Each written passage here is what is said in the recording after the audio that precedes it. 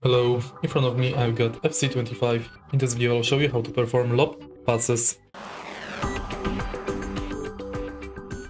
In the beginning, go to Training Hub and go to Passing and Lob Passes.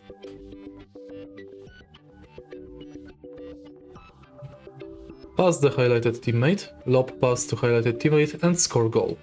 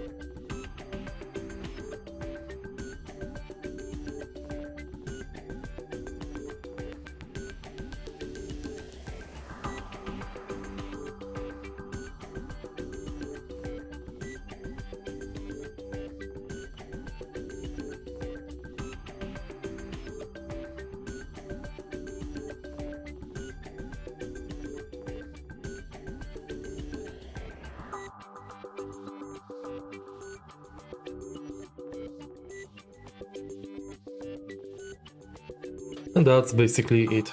If you find this video helpful, please leave like, comment and subscribe.